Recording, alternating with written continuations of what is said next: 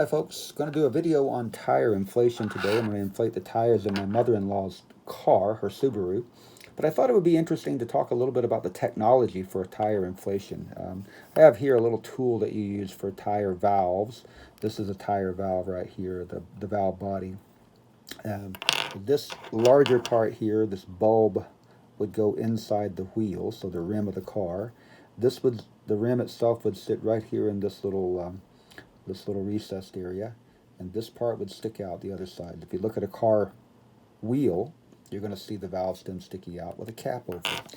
Now, the valve stem was invented by a fellow named August Schrader, and this is called the Schrader valve or the American valve, and it was invented as a response to the popularity of bicycles with pneumatic tires, air-filled tires, in the 1890s. So it's been around for about 130 years. The company is still around today. You can find information on it. I'll put a link in the video comments as well. I'll also have a link that shows how it operates effectively as well, so you can see that. But really quickly, you can have a tool like this, and the actual valve itself unscrews. So you can see that this comes out from the inside, maybe, if I have it working correctly. Let me see if I can get it done here. Like this, hopefully. There we go. I think that's out now. There we go. So there are some threads here. You can see them right there, maybe. And the inside of our valve body there is threaded. So this screws right down in there. This is a poppet valve, it's called, which means that it actually opens up and it's spring-loaded, so that it will come back because of the spring loading. There's a bit of rubber on there, and it'll come back and seal right up. And then this bit of plastic here seals to the valve body itself. So, been around for a long, long time. Wikipedia has a good bit of information on this. Of course, Wikipedia being the bastion of knowledge for all of us. It's the vast storehouse of things. Some of which are true and some may not. This type of valve is used for pretty much all cars, motorcycles, tractors, trucks, those types of things. Some bikes have smaller tires and they have a different type of valve, like competition racing bikes and things like that. Also used on air conditioning systems as well to help fill those systems when you need to refill the gas for them. So it's an interesting thing, and hopefully this is interesting to you, but certainly you'll have the chance to check out the video, which shows how to find the correct tire pressure for your automobile, and how to use a tire inflation gauge and an air compressor with an air chuck to inflate your tires to the correct PSI, in the US at least, the correct pounds per square inch. And of course there are now really advanced air compressors which you can preset to the correct PSI, and they will inflate right up to that. I'm an old-fashioned guy, so I don't really care for that as much. I like a nice simple air chuck and a pressure gauge. The gauge I use in this particular video is one from Harbor Freight. It's a Pittsburgh. So I hope you find it interesting, and let me know if you have any questions. All right, folks, today I need to check my mother-in-law's car tires, her Subaru. 35 on the front and 33 on the rear. Let's see what we've got. I'm not sure. We'll do a quick checky. By the way, sorry about my voice. This Harbor Freight Pittsburgh tire pressure gauge is just the stuff.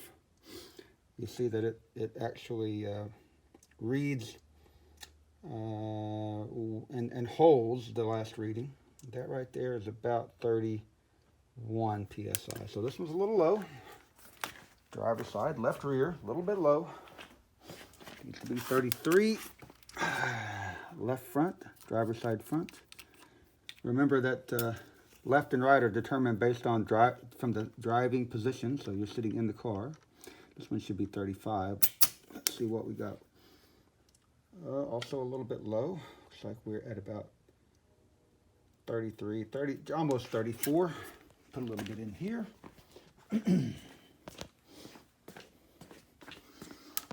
Let's see, where's the valve stem? Down here, I guess. Right front. Or also about 34, just a 1 psi low. That's within the margin of error, as we say. I'm going to get it up to where it's supposed to be, though. And I left my gauge back there. That's something you don't want to do. This doesn't help. So focused on getting to the next tire.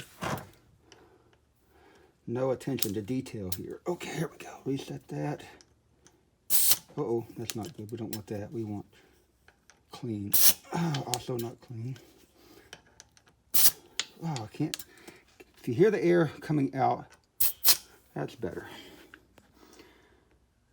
Oh, that one is about 30 to 31. So, I think all of them need just a little bit of pressure. Let me grab the tire, the airline. We'll go back here on this side and get it done. And see what we got. Here's the airline. I'll move things out of the way. Sorry about the blocking your light there.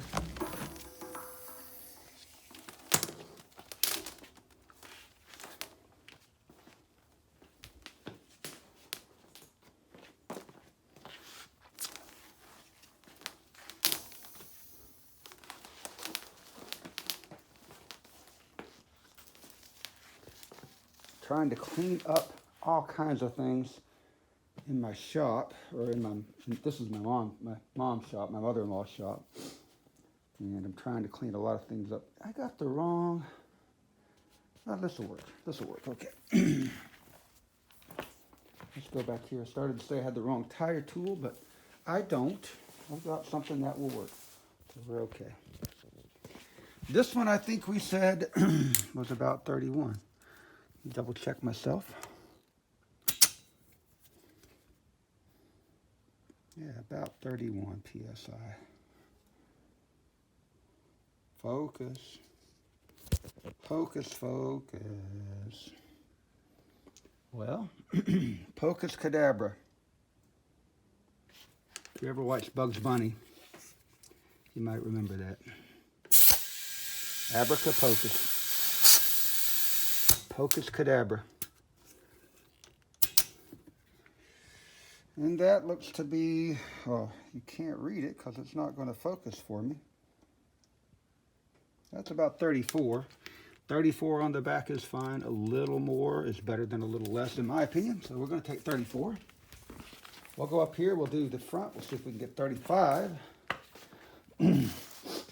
Nothing like checking your tire pressures, right?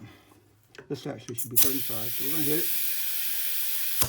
You see the chuck here has a little nozzle. You depress it, out comes the air. There's a little, it's actually the valve stem, and there's a small, very small nipple in it. I can't get this thing to focus to save my life. Let me try something. That looks better. Maybe, not quite. What is going on? It just won't focus. Okay, well, I guess that's what we got.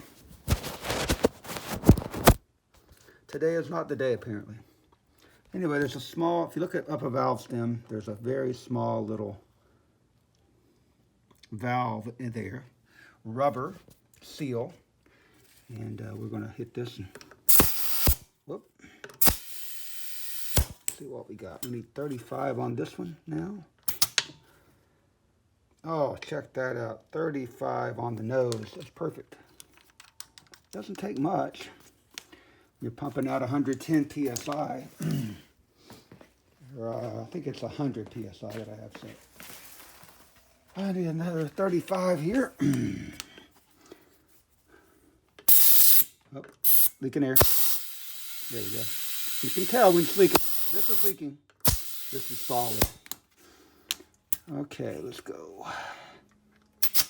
Very good. Oh, 35. Gosh, it's like I've done this a couple times in the past or something. Even a broken clock is right twice a day if it's analog. If it's digital, I guess it's never right. Oh, it's hard. It's not a good position for me. I have a hard time getting this to work right. Oh, sorry for all the shaky camera work. Oh, that was perfect. Not enough. Leaked more air out than I put in. That's good. Got to get the straight angle. Yeah.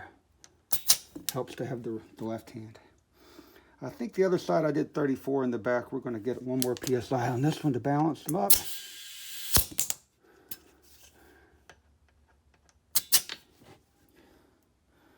.34 it is, and to reset your tire pressure tool, press this button and off you go. I think we got her all squared away here, and it wasn't dangerous. It was just a little bit low, but most likely the batteries in these monitors are starting to fade.